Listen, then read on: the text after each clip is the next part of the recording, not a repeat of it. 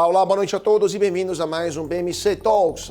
Hoje à noite o nosso papo será sobre mercado imobiliário, como está o mercado imobiliário, quais são as perspectivas para este setor, quais serão as novidades do mercado imobiliário e agora com a Selic em fase de queda, com corte nas taxas básicas de juros, qual será a reação do setor imobiliário no Brasil. E para analisar esse e outros aspectos desse importantíssimo setor para a economia brasileira, temos hoje o prazer de ter como convidado aqui no BMC Talks o Ariel Frankel, que é CEO da Vitacom, uma das mais importantes construtoras, especialmente aqui em São Paulo. Ariel, muito boa noite e obrigado por estar conosco aqui no BMC Talks.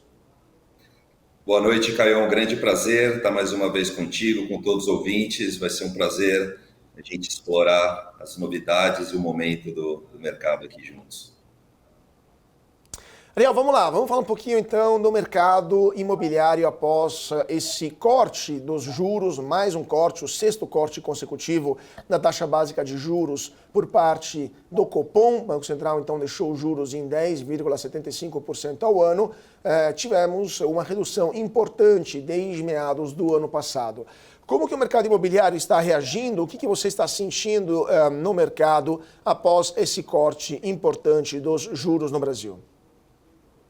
Muito bom. Caio, falando até antes desse corte, a queda de juros é importantíssimo para a atividade econômica do país como um todo e, obviamente, na nossa indústria aqui no segmento imobiliário também. E a gente vem sentindo uma retomada de confiança e um desejo pela compra dos investimentos imobiliários, seja para uso ou como diversificação dos investimentos, nos últimos 6 meses. Logicamente, os consumidores estão atentos, já tem uma projeção do que estaria para acontecer e, logicamente, agora está acontecendo as projeções previstas. É extremamente positivo, basicamente por 3 óticas. Primeiro, o custo de capital empresarial como um todo, ele abaixa, então as empresas navegam num ambiente melhor, mais barato, toda a sua estrutura de capital. E do ponto de vista do impacto do consumidor, nós temos 2 impactos. O primeiro, lógico, as pessoas saem da renda fixa com mais agressividade para diversificar em outros ativos. O imobiliário, em geral, costuma ter uma alocação próxima de 1/3 da carteira dos consumidores.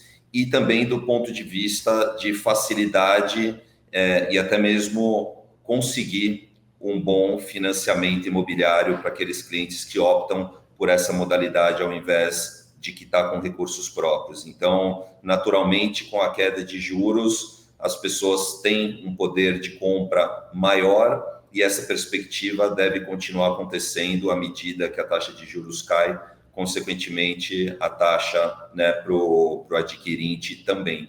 Então, esses últimos 6 meses aproximado, a gente já vem sentindo isso e agora com mais um corte e essa projeção com bastante consenso de estar navegando próximo de 9% até o final do ano, continua e acelera esse bom movimento para o nosso mercado.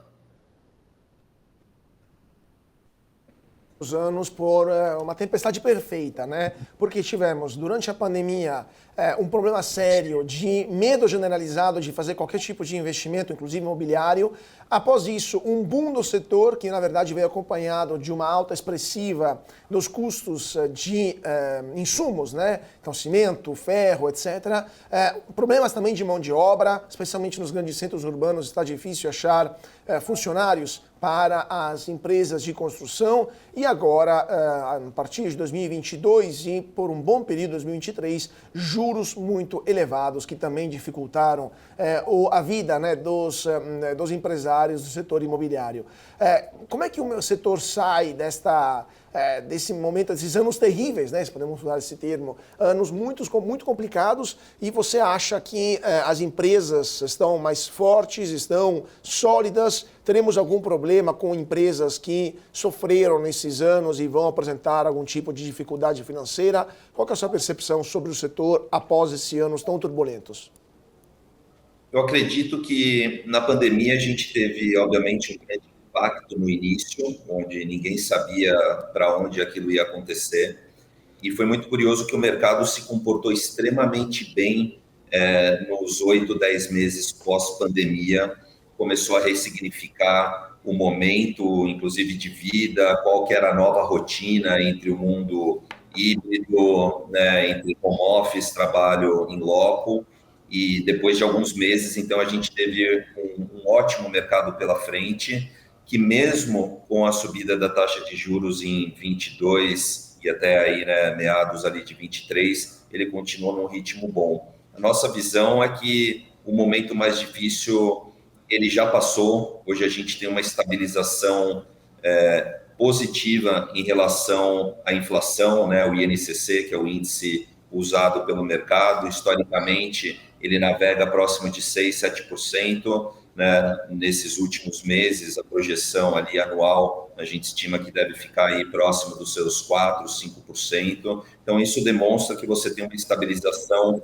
a nível de custos, o que é positivo, dá visibilidade, mais confiança para um desenvolvimento de um ciclo imobiliário de longo prazo, médio e longo prazo, e naturalmente também conseguir, né, prever melhor a composição, tanto a nível de custos e a necessidade de preço de venda para retomada de margens. Então, a nossa visão é essa. A gente entende que o mercado, né, do segundo semestre do ano passado para cá vem reagindo muito bem. A gente teve na indústria como um todo um ano recorde de vendas, muito próximo do que a gente viu em 2021, que acabou sendo o ano recorde, e as expectativas agora é que as empresas, inclusive com o plano diretor, um dos temas, imagina aqui que a gente vai falar, já agora com bastante clareza, né, das regras em relação ao zoneamento, da visão também dos órgãos em relação ao desenvolvimento da cidade, o que também é mais um ponto de fluidez para que as empresas possam planejar e desenvolver os empreendimentos, né? O crescimento vegetativo, ele é positivo ainda em São Paulo. Obviamente você tem, né, uma população também envelhecendo ao longo do tempo, mas uma força de trabalho vindo cada vez mais forte também, trazendo inovação e muita tecnologia, uma cultura de dados que vem também para suprir outros desafios, seja na parte de mão de obra e também, né, melhorias operacionais no dia a dia das companhias. Pois é, vou pegar esse gancho, então, do plano diretor, né, que você falou. O plano diretor de São Paulo, que foi elaborado em 2013, né, basicamente impedia a construção de prédios com apartamentos muito grandes, proibia quase a construção de prédios com estacionamentos, por exemplo, né, forçava a construção de prédios residenciais ao longo de eixos de transporte público, facilitava, favorecia, até incentivava a construção de apartamentos menores, os estúdios que proliferaram aqui em São Paulo, e esse plano diretor se demonstrou um fracasso, porque em São Paulo temos um problema sério de déficit habitacional, que não foi resolvido com esse plano, e agora esse plano está sendo mudado com a possibilidade de construir prédios no miolo dos bairros. Até agora isso não era permitido, prédios maiores, ou seja, as famílias vão poder voltar a ter apartamentos de um tamanho aceitável, né, por uma família com 1, 2 filhos, né, e também com garagens. Ao mesmo tempo, há uma forte oposição a essa mudança por parte de alguns setores da sociedade civil paulistana. Qual que é a posição de vocês da Vitacom? O que você acha vai mudar no plano diretor? E você acha que essa mudança é positiva, é necessária? E o que vai acarretar em termos de lançamentos, de preços e de oferta de imóveis para a cidade de São Paulo? Perfeito. Carlos, o primeiro ponto é que o plano diretor anterior, eu acredito que ele não foi perfeito, não acertou, logicamente, em todos os pontos, mas na nossa visão ele trouxe um posicionamento muito importante, que a nossa crença, inclusive, faz parte da nossa identidade da criação e o propósito da companhia, que é literalmente resolver um problema de mobilidade urbana, permitindo que as pessoas, um novo perfil do consumidor, seja a família com poucos filhos, a família sem filho e o público single muito crescente em São Paulo, pudesse viver e se locomover, seja a pé, de bike ou com 1 a 2 estações de transporte. Então, nesse quesito, o plano ele foi muito feliz, na nossa visão, né, o anterior, em colocar esse tipo de perspectiva, em outras palavras, viabilizando a verticalização em áreas condensadas próximos de transporte público, que é onde a Vitacom concentra a imensa maioria das suas atividades. Olhando para um lado um pouco, né, quando você comenta da proibição, na verdade não foi nenhuma proibição, mas é um dificultador, né, de desenvolvimento do projeto ideal, uma vez que você tinha que respeitar parâmetros, né, urbanísticos e o tamanho de unidades para você poder desenvolver. Então, sim, tinha um incentivo exacerbado, né, em certas unidades, né, as famosas NRs, que foi corrigido nesse plano e, literalmente, era, assim, mais difícil que as desenvolvedoras tivessem os seus projetos desenhados de acordo com o que elas, de fato, quisessem fazer. Então, o plano atual, vigente, ele veio corrigir algumas dessas coisas, principalmente essa flexibilidade em relação ao projeto, e continua incentivando ainda mais a verticalização nessas áreas, né, de transportes públicos, os tão conhecidos eixos urbanos, e algumas facilidades adicionais também no miolo de bairro. Então, nós vemos como muito positivo essa mudança, porque é uma cidade que quer ser melhor, do tamanho de São Paulo, ainda por cima, não tem como não endereçar a questão da mobilidade urbana, pensar neste inteligente adensamento. Então, o plano veio para isso. Agora, falando um pouco de custos, a mão de obra subiu tremendamente junto com materiais aí no decorrer da pandemia, e a gente está vendo uma estabilização de custos agora. Então, isso é positivo porque você entende que, olhando o próximo ciclo, ele está mais alto, mas ele deve se manter. E, logicamente, o preço de terrenos de composição de custo, ele subiu bastante, tanto pela melhora do mercado, tanto pela mudança do plano e também, né, dessa perspectiva de valorização imobiliária, onde, né, os terrenistas se aproveitam também, né, para pegar os preços onde o mercado está literalmente pagando mais caro. Então, a tendência é sim os preços desse novo ciclo serem mais altos, tanto nos eixos e principalmente também fora dos eixos, onde você tem um desafio, um potencial construtivo ainda mais limitado, porém, né, com os cenários mais elucidados e com mais confiança também do público final e facilitadores que a gente comentou mais cedo de taxa de juros, a gente entende que essa equação e o momento do mercado é muito positivo para criar não só, né, um bom momento para as incorporadoras, mas um bom equilíbrio entre, né, os adquirentes, as incorporadoras e os projetos cada vez melhores pensados, que faz com que as cidades cresçam de forma inteligente e com um pouco mais de planejamento, uma vez que você tem mais liberdade criativa ao desenvolver os projetos. Claro, claro. Agora, Ari, também outra questão que veio à tona nos últimos meses foi a expansão por parte do governo federal dos recursos destinados aos programas habitacionais como Minha Casa Minha Vida. Isso deu um gás, né, favoreceu a construções de casas para camadas mais baixas da população. O governo aumentou os valores que o Minha Casa Minha Vida pode financiar, se não me engano, até R$300 mil por apartamento, e ao mesmo tempo tivemos um boom de imóveis maiores, né, especialmente após a pandemia, uma busca para imóveis com mais espaço, especialmente para as camadas mais abastadas da população, para aquele pessoal que consegue trabalhar de home office. Então tivemos dois segmentos do mercado imobiliário mais baixo, né, de camadas mais baixas, a população mais simples, que era alimentado pelo dinheiro público, e as camadas mais abastadas pela procura dos profissionais, né, com mais poder aquisitivo. E na classe média ficou meio que achatada nesses dois, pelo menos os números que eu estava analisando nos últimos meses mostravam uma menor expansão dos imóveis de classe média. Vocês estão percebendo isso na Vitacom? Como é que vocês estão atuando nesse mercado que está se movimentando dessa forma, nos dois polos e, vamos dizer assim, colocando um pouco de lado os imóveis de classe média? Perfeito. Acho que a sua leitura, Carol, é bem correta. A gente vem percebendo isso tanto em dados e também no acompanhamento mais próximo de mercado.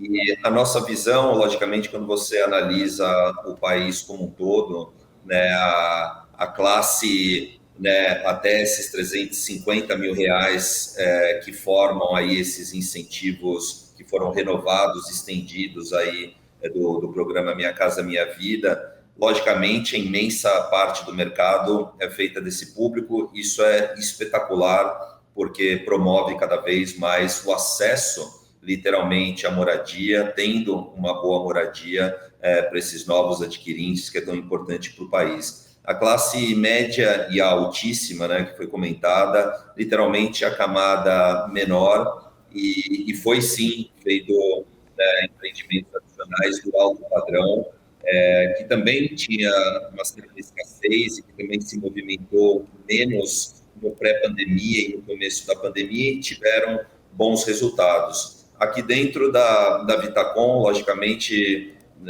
somos especialistas em investimento imobiliário. Na nossa ótica, o imóvel compacto, ele continua uma procura e uma aderência, tanto do ponto de vista dos compradores e de ocupação, extremamente boas, e aí a gente volta, logicamente, para ter um nicho de atuação bastante forte, né? Quer dizer, a gente tem hoje, nas proximidades de Paulista, Faria Lima, ali poucos bairros onde a gente, né, tem um histórico, um controle, entende uma confiança né, de médio prazo, de longo prazo ainda muito oportunas. Então, eu diria para você que o mercado ele está aberto para as três faixas, os três segmentos, de forma bastante positiva. Na nossa visão, é um mercado competitivo, mas que tem uma ótima demanda aqui pela frente. O que vai ser determinante para o sucesso dos empreendimentos é a escolha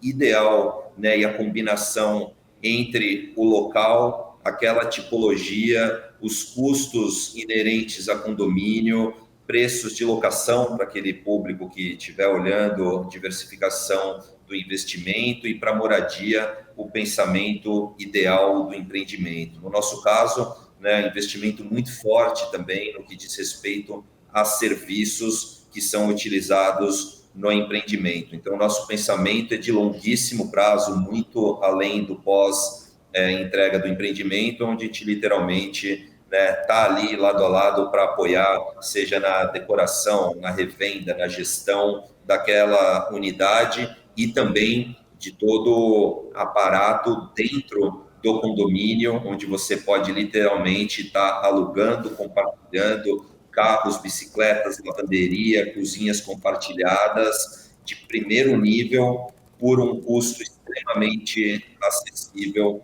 em relação ao condomínios, muitos deles abaixo de R$500, e ainda a nossa grande visão e ambição que com todos esses serviços colocados dentro do prédio que revertem em benefício também para o condomínio, esse custo em breve a gente consiga reduzir cada vez mais até promover um condomínio custo zero. Pois é, falando agora de preços, né, Ariel, porque São Paulo teve um aumento importante nos preços dos imóveis nos últimos anos, de novo, a busca, né, a procura durante a pandemia, esse aumento da presença, né, aumento dos incentivos públicos via projetos, via programa Minha Casa Minha Vida. O que vocês estão prevendo para os preços nos próximos anos? Vão continuar subindo mais do que a inflação? Quais serão os segmentos que vão ter uma alta mais expressiva? De novo, os estúdios serão os mais beneficiados, serão os que mais terão uma valorização? Ou agora é o momento da valorização dos imóveis com 2, 3 ou mais dormitórios? O que vocês estão prevendo para os preços do setor, especialmente aqui em São Paulo? A gente estuda muito, né, a evolução dos preços, Carlo, e uma das óticas que a gente gosta muito de olhar é o custo de reposição da mercadoria atualmente, que já é um primeiro parâmetro, né? Então, se hoje você tem um custo 10, 20% a mais entre, né, o que a gente já comentou mais cedo, logicamente esse preço, né, nesse novo ciclo ele já parte desse movimento. Logicamente, oferta versus demanda vai controlando o interesse e o apetite e a transformação que cada bairro, cada rua tem também aquele apelo maior, junto com equipamentos que fazem a diferença em determinadas regiões, como universidade, hospitais, o próprio transporte, shoppings, e aí é uma coisa que a gente entra bastante entendendo o grande facilitador e o impacto que tem desses tipos de equipamento e até mesmo muitas parcerias interessantes que a Vitacom desenvolve quando ela, né, trabalha em poucos bairros de forma extremamente forte, ali pensando em tudo que está acontecendo. Então, com essa visão, logicamente é difícil falar qual que é o setor que ele vai promover uma maior valorização, mas no nosso nicho específico, o que a gente entende de projeção é que, especialmente ao longo desse ano, nesse movimento talvez mais importante, impactante de queda de juros, a gente deve ter uma correção de ajustes de preço na faixa aí de 20% pelo menos, ou seja, 3, 4 vezes a inflação, e provavelmente olhando aí para 25, né, onde a gente começa a enxergar um pouco mais também, ele manter um pouco dessa projeção. Então, é isso que a gente se baseia e, logicamente, eu esqueci de comentar, quando você tem uma queda de juros, né, aquele consumidor, quando ele vai comprar um imóvel daqui a 6 meses, 1 ano, 2 anos, com juros de 1 dígito, logicamente ele está disposto a ter uma rentabilidade menor do que ele topa hoje pelas oportunidades disponíveis. Então, isso é um fator extremamente relevante também para o aumento do preço de venda, agora não só pensando na venda primária no lançamento, mas olhando a venda ao longo do tempo, inclusive de unidades recém-entregues ou de futuras entregas, onde se faz muito essa conta em relação à rentabilidade. Então, a gente está bastante confiante e confesso para você também que a gente se preparou muito ao longo de 23 para que a gente tivesse um bom posicionamento ali referente ao land bank, para não ter que correr atrás, seja em função do timing e também fazer compras muito caras que dificultam, né, a viabilidade futura do empreendimento. Então, a gente está contente e otimista com o posicionamento da companhia versus a expectativa do mercado corrente também. Agora, só para fazer uma provocação, Ariel, porque falamos agora de São Paulo, mas as cidades do estado de São Paulo que mais estão registrando maiores valorizações nos imóveis são as cidades em volta da grande São Paulo. Tem cidades com valorização dos imóveis de até 50% ou até mais do que isso. Penso a Jundiaí, Campinas, até Bragança Paulista, entre outros. Ou seja, vocês não estão preocupados, vocês que atuam principalmente na capital paulista, não estão preocupados que essa tendência de saída de São Paulo, especialmente das camadas mais altas da população, possa afetar o mercado dentro da cidade? E, eventualmente, vocês estão cogitando em começar a atuar em cidades próximas da capital paulista?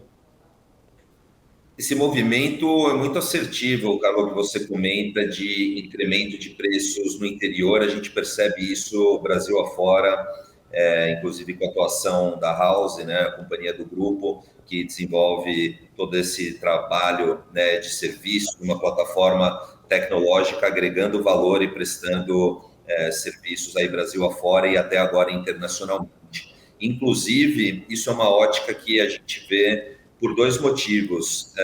Tem chegado muita inovação a nível de produto e serviço no interior e também um mercado que talvez ali no primeiro reação pós-pandemia, que a gente em São Paulo segurou bem e até teve um ano importante em 21, no interior não aconteceu muito isso, e a gente vê que essas cidades estão surfando agora essa nova onda né, de novos produtos e um incremento importante também no preço de venda, seja pela composição de custos que a gente colocou e pelo próprio interesse e necessidade dos consumidores. Isso nos leva a ter uma crença muito clara da oportunidade que tem São Paulo, porque a representatividade que ela tem em relação ao PIB, ao volume de pessoas, ao turismo de negócios, e ainda a gente vê sim que o interesse é estar em São Paulo, é estudantes, é área de saúde, é o grande hub que a gente, desde o princípio da pandemia, não tinha uma convicção, muito pelo contrário, a gente tinha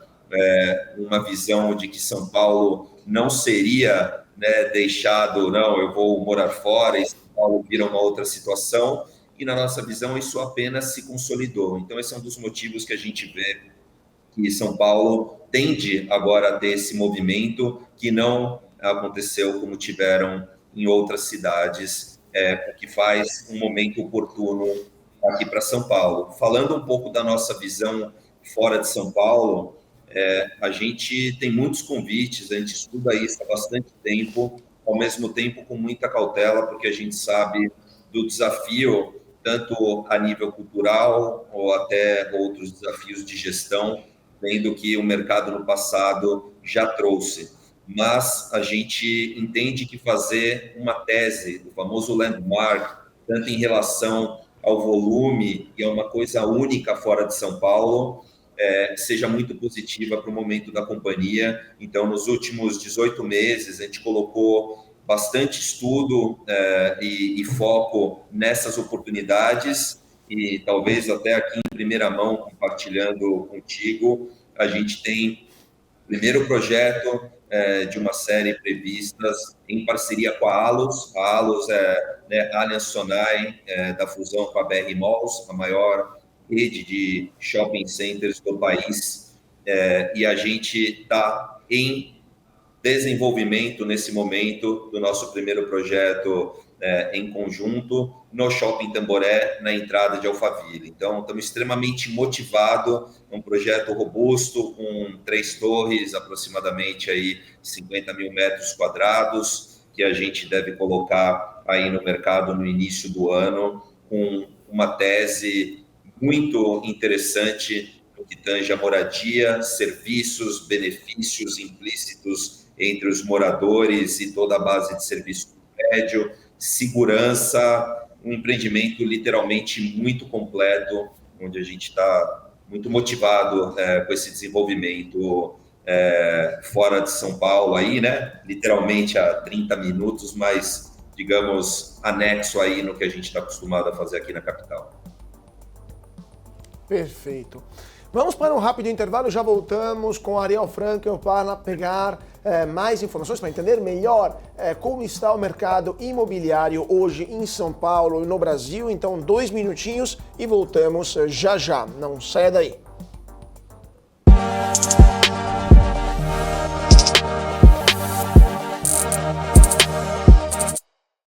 De volta para o nosso BMC Talks. Hoje à noite o papo é sobre mercado imobiliário. Temos como convidado o Ariel Frankel, que é o CEO da Vitacom. Ariel, vocês atuam principalmente, a gente estava falando até agora há pouco, de São Paulo, das mudanças que estão acontecendo no mercado paulista. Vocês atuam principalmente em áreas nobres de São Paulo, Bela Vista, Faria Lima, Itaim Bibi, entre outros bairros. Quais são, na sua opinião, os futuros vetores de crescimento do mercado imobiliário em São Paulo? Afinal, os terrenos nessas regiões estão cada vez mais escassos, né? Como você falou, estão cada vez mais caros. Vocês estão vendo novos vetores regionais de crescimento na cidade de São Paulo, onde teremos empreendimentos no futuro, ou tudo continuará concentrado nas regiões que vão da Avenida Paulista até a Avenida Faria Lima, mais ou menos? São Paulo é um mundo, literalmente. O novo plano, ele veio também para colocar algumas operações especiais, né, de tanto próximo ao centro, tanto na região ali da Lapa. Então, você tem boas manchas e com espaço para ser desenvolvido, que, logicamente, são coisas que, na nossa visão, tendem a acontecer em questão de década. Então, é difícil falar ainda o quanto essas regiões serão consolidadas, valorizadas, para serem vetores importantes, assim como exemplo que aconteceu na região da Chucre-Zaidan, né, com mais transporte, com shoppings e mundo corporativo, que levou uma nova camada, que trouxe, né, um aspecto de moradia novo, mas também cresceu de uma forma, né, bastante impactante, que trouxe também alguns desafios ali de ocupação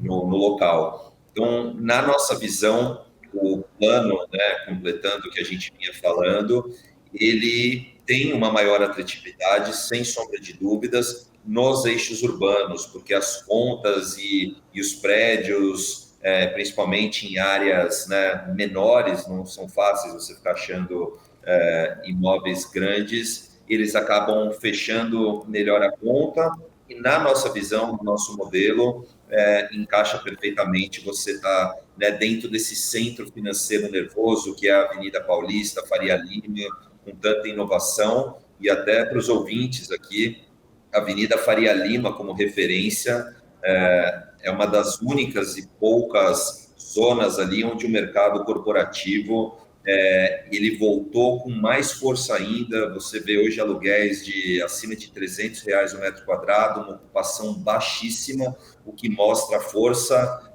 que tem ali, né, esse tipo de região tão nobre, central, e, logicamente, a oportunidade correlata no desenvolvimento imobiliário residencial, né, para atratividade, para realmente as pessoas podem ter esse estilo de vida com mais tempo para o que realmente importa, uma vez que elas podem ter esse luxo de ir a pé, literalmente, aí tocar o que importa de trabalho, de escola e os afazeres do dia a dia. Então, nós estamos convictos ainda dessas áreas nobres e consolidadas, e, logicamente, quando você sai um pouquinho nas adjacências, se você tem um transporte público, está acontecendo movimentos interessantes, a gente entende que é uma extensão natural também, e a gente tem feito e vai continuar fazendo também esse tipo de produto, né? Indo 2, 3 estações ao lado, tem a linha universitária do metrô, né? O metrô está literalmente agora saindo do papel, indo inaugurar outras estações próximas de estádios, seguindo, né, a linha que você tem ali no Mackenzie, PUC, várias outras universidades interessantes. Então, o nosso radar está concentrado nisso, e a gente tem conseguido, né, ao longo desses últimos tempos comentado, adquirir projetos interessantíssimos, tanto a nível de tamanho, de inovação, de desenvolvimento, e tão importante de custos, que está cada vez mais desafiador aí, entrando em 24, a percepção de compra. Perfeito. E agora, vamos falar um pouquinho de mudanças de comportamentos por parte dos clientes. Vocês atuam também com a House, né, que é a empresa, o segmento, né, que vocês atuam de pay for use, basicamente. Ou seja, vocês também entraram na parte de aluguéis, para ser bem mais prático, para explicar mais para o nosso público. Vocês acham que o futuro do mercado imobiliário também vai ser esse, ou seja, não mais adquirir o imóvel, mas só alugar pelo período necessário, curtos ou médios aluguéis, ou é somente um momento, uma fase para alguns segmentos específicos da sociedade e não pode ser algo que vai tomar proporções maiores no mercado? Nós acreditamos que isso é uma tendência forte e que veio para ficar. Por 2 motivos. O perfil do consumidor com poder aquisitivo, invariavelmente numa vida, né, bastante ágil em relação às mudanças. Então, em vários momentos, a pessoa ela não vai imobilizar porque ela sabe que ela pode ter uma necessidade de mudança, seja de local, de família ou outras necessidades de curto prazo. Então, você tem uma parcela do público que pode comprar à vontade, mas opta em determinados momentos do local. E, Carlos, como a gente vem falando sobre aumento de preços e também com o próprio comportamento de consumo, onde hoje você usar é mais importante do que se ter, a gente vê que esse comportamento ele está cada vez mais forte. E, logicamente, quando você começa a falar de aumento de preços ao longo do tempo, acima de inflação, etc., uma parte do público já não consegue adquirir esse imóvel. Então, são quase obrigados a irem para o aluguel, porém, né, em empresas como a nossa, onde tem uma escolha e uma gestão aí profissionalizada em relação à solução, que essa pessoa pode estar alugando o seu imóvel e ter todos os benefícios e planejamento muito bem, às vezes até muito melhor do que um empreendimento antigo que não foi preparado para isso. Então, essa é uma lógica, a gente vê o mercado amadurecendo a nível de comportamento e, de certa forma, também o plano diretor de zoneamento e a queda de juros que foi comentada acabam apoiando também o incentivo mais a longo prazo a estar pensando nesse desenvolvimento, né, pela parte de moradias para alocação, né, a famosa moradia por assinatura, que pode ser 1 ano, 2 e muito mais longos. Então, nós estamos percebendo, olhando isso e cada vez mais aprimorando, seja empreendimentos totalmente destinados para essa operação ou simplesmente, né, os adquirentes que estão diversificando o investimento ter o melhor produto, serviço possível para que haja um desejo muito forte e que, logicamente, os números né, possam trazer esse comportamento em boas rentabilidades e uma diversificação da carteira muito produtiva. Ariel, falando um pouco também do mundo digital, quanto hoje representa as vendas digitais, né, as vendas online de apartamentos no portfólio da Vitacom e o que vocês estão vendo nesse segmento? Qual é a perspectiva de compras de imóveis através do canal digital? Perfeito. No nosso nicho aqui, na nossa atuação, hoje 3/4 das vendas já são online. Logicamente, ainda tem uma interação e muito importante e positiva com, né, o agente imobiliário que tem conhecimento do bairro, que tem conhecimento profundo ali também do que deve acontecer naquela região, naquele empreendimento e tudo que a empresa desenvolve. A média de mercado, literalmente, por às vezes trabalhar com muitos mercados para o usuário final, ainda tem aquela necessidade, né, de estar olhando a vista, a cozinha, pontos que muitas vezes no nosso modelo de negócios não são ou relevantes ou impactantes na tomada de decisão. Então, essa é a primeira coisa. A gente olha extremamente também essa questão de dados, então tanto da parte de consumo da ponta e da parte de operação da companhia, entender muito bem, né, para quem você está divulgando, qual que é o nível do conteúdo, qual que é o momento da compra, qual que é o price point ali, qual que é o ticket ideal para você estar tendo uma melhor performance e pesquisas constantes que a gente faz, né, com a equipe interna, com clientes, com prospects. Então, isso nos ajuda, logicamente, a ter clientes, né, espalhados aí pelo país, fora do país também, que acabam optando, né, para ter essa diversificação em São Paulo. E a gente vê, logicamente, isso como uma crescente, porque tecnologia, dados e crescimento orgânico nessa direção, com inteligência artificial, chatbots, onde cada vez mais você acelera e qualifica uma melhor informação para a experiência do cliente, isso logicamente vai facilitar esse número comentado aqui, ele cresce. Pois é, então só para terminar, telegráfico, só para terminar esse assunto, você acha que cada vez mais no futuro precisaremos menos de agentes imobiliários? É o fim do corretor ou ainda o corretor terá um papel relevante no mercado imobiliário do futuro? De forma alguma, eu não acredito no fim, eu acredito na transformação extremamente necessária. Aquele profissional que ainda não fez a sua transformação, serve no nosso nicho, em vários outros nichos, sim, ele estará ou já está fora do mercado, né? Então, a competência muda drasticamente, seja na forma de se relacionar, em ter um preparo melhor em relação ao mercado e também uma visão macro muito mais refinada, poder, né, prestar um entendimento, um conhecimento profundo, inclusive da necessidade e daquelas não preferências do cliente, entender a dor muito bem. Então, é isso que a gente acredita, uma transformação onde a gente engaja demais com treinamentos, desenvolvimentos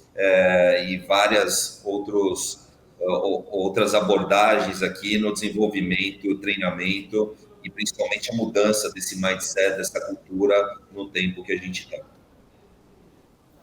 Perfeito. Agora, vamos falar um pouquinho dos planos futuros da Vitacom, porque vocês estão planejando um IPO, né, no segundo semestre desse ano, 2024, confirmada essa informação, estão pensando de entrar na Bolsa e vocês estão prevendo 2 bilhões de vendas para 2024, é isso mesmo? Como é que está sendo esse começo, os primeiros 3 meses do ano para a Vitacom? Esse é o volume de lançamentos, as vendas em geral, né, navegam ali 15, 20% a menos, porque logicamente você lança os empreendimentos ao longo do ano, apesar que você tem boas vendas de largada, então a gente deve aí beirar aí 1,5, 1,6 bilhões de venda no ano, que começou muito bem. A gente teve aí, estamos, né, em fase de fechar o melhor trimestre aí da companhia, então isso é positivo, a gente, um pouco da reação que a gente está vendo de mercado, apesar que os nossos lançamentos começam agora para valer no mês de abril. Então, a gente está concentrando os lançamentos praticamente entre abril e outubro, novembro, para ter esse volume. Nós estamos fazendo lançamentos maiores, então isso é um fator interessante operacionalmente, né? Nós não estamos dobrando canteiros e números de colaboradores, simplesmente aumentando em torno de 20% a 30% volume de projetos, mas projetos maiores e com mais agregação de valor, que colabora de forma inteligente na nossa visão aqui para poder ter esse crescimento e aproveitar o momento da companhia. De fato, Carlos, te diria que a questão do IPO, sim ou não depende de nós, é um andamento do mercado, onde tenha um momento oportuno, onde, né, as coisas aconteçam de forma que faça sentido para a gente dar esse passo, mas literalmente nós estamos aí preparados aí a todos os níveis aí importantes de processo, operação, né, auditorias e governança, para que, se esse momento de fato tiver presente no segundo semestre ou quando ele for, e caso isso seja um benefício para a companhia, certamente a gente vai aproveitá-lo. Só para terminar esse aspecto, porque somos uma televisão no mercado financeiro, né? Mas esse ano parece ser um ano muito interessante para as empresas do setor de construção listadas na Bolsa de Valores de São Paulo. Se a gente pegar a cotação das principais empresas que têm ações em negociação, desde o começo do ano tivemos importantes altas. Será que é um momento adequado? Vocês estão olhando também esse maior apetite do mercado para esse tipo de ações? E o que eventualmente impediria uma entrada da Vitacom na Bolsa Brasileira este ano? Perfeito. Basicamente, a gente entende assim, né? Hoje existe um número já importante de empresas listadas. Então, a primeira coisa é você ter uma novidade, um diferencial competitivo, estratégico, para não simplesmente ser mais um, mas trazer uma ótica, um valor agregado diferente no mercado. Nesse aspecto, né, acredito que a companhia, que o grupo sempre se posicionou num nicho muito interessante, se aprofundou, se especializou tem entregue resultados, então talvez esse seja, né, um dos principais pilares. E, logicamente, ter, né, oportunidades de crescimento a nível de land bank, oportunidades distintas, seja em São Paulo ou fora de São Paulo, onde, né, esse passo seja interessante do ponto de vista para fomentar um crescimento futuro. Então, a valorização tem acontecido, sim, no mercado, são correções naturais, logicamente, não para todas as companhias, mas, no geral, né, seja nos segmentos distintos, que a gente falou de um padrão mais alto ou menor, em geral, essa percepção que tem acontecido e que, nesse momento, a gente entende até como uma correção necessária do que aconteceu, talvez, aí nesses últimos 2 anos. Daqui para frente, talvez olhar, né, o marco zero e entender as boas empresas que vão gerar bons resultados e crescimento, certamente terão uma valorização mais potente ainda. Ariel, último ponto, a pergunta polêmica que sempre deixo para o final de nossas entrevistas. O centro de São Paulo, ele em vários momentos foram várias tentativas, aliás, de revitalizar o centro de São Paulo. Muitas delas com a colaboração também de várias consultoras que criaram empreendimentos por lá, alguns também de alto padrão. Mesmo assim, o centro de São Paulo, da Avenida Paulista até a Praça da República, continua em uma situação muito complicada. Cracolândia, que não consegue ser extirpada, e também um problema de segurança pública muito grave. Qual é a sua opinião sobre esta região? A Vitacom teria projetos e planos de investimentos no centro de São Paulo e, eventualmente, não está atuando lá por alguma razão específica? Há salvação para o centro de São Paulo e poderia se tornar uma área nobre na cidade? Como empreendedor otimista, com certeza há salvação e tem que ter de curto e médio prazo. Nós já fizemos alguns empreendimentos logo no entorno, deixamos de fazer negócios mapeados com falta de confiança nessa mudança rápida. E eu te diria, Carlos, que essa mudança ela não vai vir simplesmente numa dependência dos órgãos públicos. O que me traz especialmente esse aumento de confiança é que a gente tem visto nos últimos tempos um engajamento muito próximo entre o público e o privado para que, de fato, essa mudança ela se consolide um pouco mais. Então, é isso que a gente acredita, porque não adianta ter incentivos voltados para uma região que não tem apelo, ou ao contrário, que há receio e que há outras preocupações, né, que ferem completamente esse centro. Então, a gente já viu em outros países, né, Estados Unidos é um ótimo exemplo, que em várias capitais fizeram esse plano de incentivo, mas tiveram a competência de, além de incentivos tributários ou urbanísticos, de chegar muito junto nessa parte de segurança, que talvez seja um dos principais temas. Então, acredito que sim, com essa proximidade, engajamento público-privado, isso possa se consolidar. O centro de São Paulo, extremamente, né, coberto de transporte, de localizações estratégicas, de cultura e muita a parte urbanística, de arquitetura, história, design. Ou seja, quem não gostaria de estar morando lá? Acho que muitos, mas hoje ainda tem uma limitação grande e, logicamente, os preços do desenvolvimento refletem. Então, eu espero muito que na nossa próxima conversa e também com o que tiver a nosso alcance, de poder batalhar para que isso mude de realidade e que São Paulo, né, com a grande importância que tem o centro, possa, de fato, trazer essa revitalização muito rápida e a cidade, né, e os usuários, de fato, poderem usufruir esse lado tão importante, tão bacana que é o centro de São Paulo.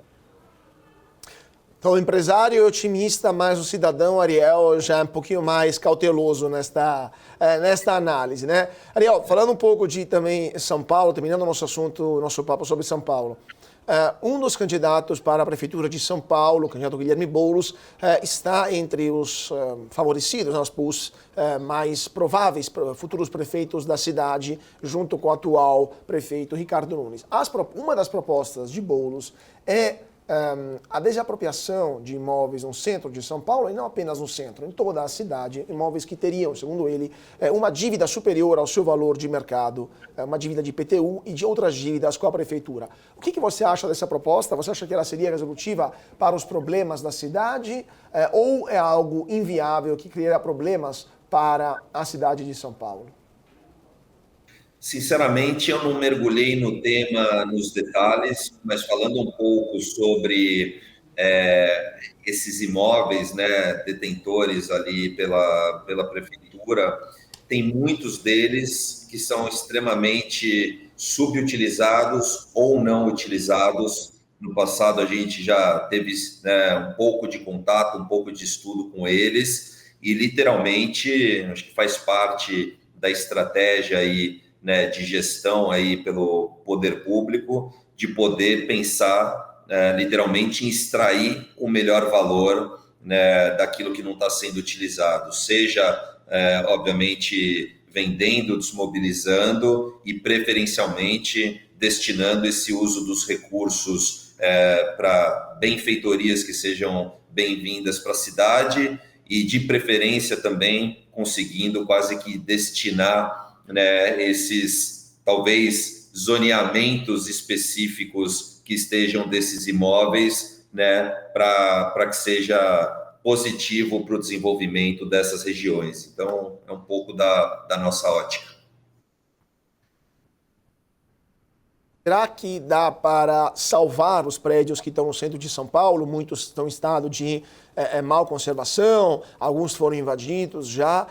Muitos são antigos, então precisariam de reformas até de questões de segurança, né? Na base das regras vigentes do plano diretor, das questões, por exemplo, de corpo de bombeiros, outros alvarás necessários, é possível salvar esses prédios, revitalizá-los, eventualmente transformar o centro de São Paulo no local de maior, vamos assim, apetite, né, appeal para a população, ou esses prédios não têm como, pelas regras atuais, mudar esses prédios e transformá-los em estruturas capazes de absorver apartamentos residenciais ou comércios ou estruturas corporativas?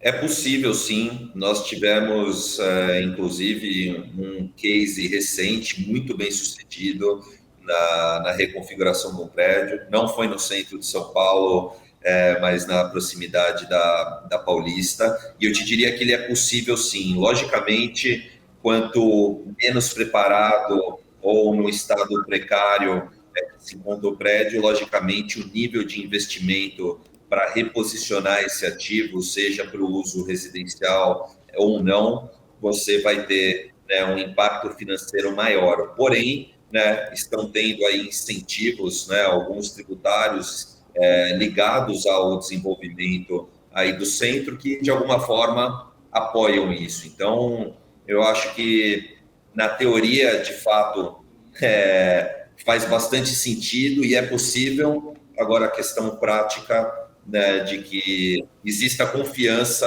e engajamento suficiente aí dessa resultante de melhoria para que sim possa ser investido mais capital, né, com mais segurança para resolver a situação.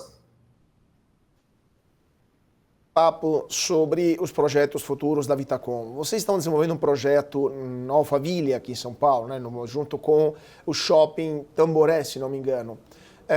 Como é que está mudando o jeito do paulistano, do brasileiro como um todo, de visitar, de trabalhar, de viver nos shopping centers? Muitos shoppings estão cedendo terrenos para a construção de estruturas corporativas, alguns mesmos até de torres residenciais. O que está mudando no uso e na configurações dos shopping centers no Brasil? Perfeito. Acho que a mudança, até antes de comentar sobre esse segmento do shopping center, a gente acompanha isso desde o início, né, Carlos, da fundação da companhia. Primeiro, tendo a proximidade de um público mais jovem, que teve mais facilidade e conexão com aquilo que a gente veio colocar em prática. E nos últimos 8 anos, com muita potência, a gente vê não só o público jovem, mas de todas as idades e diferentes classes sociais, indo para uma vida mais simplista, né? Em outras palavras, as pessoas querem cuidar de menos coisas, ter menos tempo e menos dor de cabeça alocada em coisas que não fazem mais sentido para ela. Então, hoje o luxo, né, literalmente falando de bem-estar, de prazer, de satisfação, né, que resulta numa qualidade de vida, menos é mais, ter menos, menos preocupação com a segurança, menos preocupação com a escola dos filhos, poder resolver as coisas de forma rápida, sem atrito e de preferência, né, o famoso termo que se usa muito hoje, né, os famosos 15 minutos, né, a pé, você tem esse componente. Então, uma vez que essa percepção ela está comprovada, é um fato, né, fora dos shoppings, você imagina que um equipamento como um shopping, muitos deles acima de 1 milhão de usuários mês, e já tem uma cidade literalmente acontecendo com áreas abertas ainda, especificamente nesse primeiro projeto que eu comentei, áreas verdes muito boas, um equipamento de piso térreo com total segurança implícita, com vaga de garagem, pensando agora nas famílias que, logicamente, se locomovem também. Então, a gente entende que, uma vez que você atrai e ainda tem benefícios logicamente implícitos já dentro da operação da house e conectado também com um equipamento grande que representa esse shopping, você tem oportunidades, né, de combinação e consumo ainda maiores quando você traz públicos literalmente complementares em relação a moradia e ao que tem no comércio do dia a dia, que inclusive se complementam em horários distintos de ocupação. Então, isso faz muito bem para o equipamento existente, traz aí uma série de conforto e de praticidade nesse dia a dia. Em especial, também, a gente vê algumas regiões, no caso onde a gente está atuando, que além do shopping, você ainda tem ali, né, uns supermercados grandes, no caso, como o Carrefour ali ao lado, e a instalação de um novo hospital inaugurando no ano que vem. Ou seja, você consolidando, né, áreas de saúde com um escritório, com toda a parte de lazer, entretenimento e compras de um comércio, com a moradia em cima. Eu te diria que isso hoje faz parte do desejo de uma boa parte da população, logicamente desenvolvendo um produto extremamente assertivo para esse tipo de complexo. Com certeza é o objeto do desejo de muitos brasileiros e vamos voltar a falar sobre esse e outros assuntos, então voltar a analisar a questão, como está o desenvolvimento no mercado imobiliário brasileiro com Ariel Frankel, mas infelizmente nosso tempo acabou. Ariel, foi um prazer tê-lo conosco aqui no BMC Talks. Agradeço, Carlos, um prazer como sempre. Grande abraço aos ouvintes, desejo um ano espetacular, que a gente possa ter muitas boas notícias e se encontrar em breve aqui para estar compartilhando mais coisas aí positivas com todos. Com certeza voltaremos a analisar os futuros desenvolvimentos do setor imobiliário. Muito obrigado, Ariel, e muito obrigado a vocês que estão com a gente aqui na BMC. Continuem com nossa programação e nos vemos na semana que vem para mais um papo sobre política, economia, finanças, negócios e internacional. Mais uma vez, muito obrigado a todos pela atenção, uma ótima noite e até mais.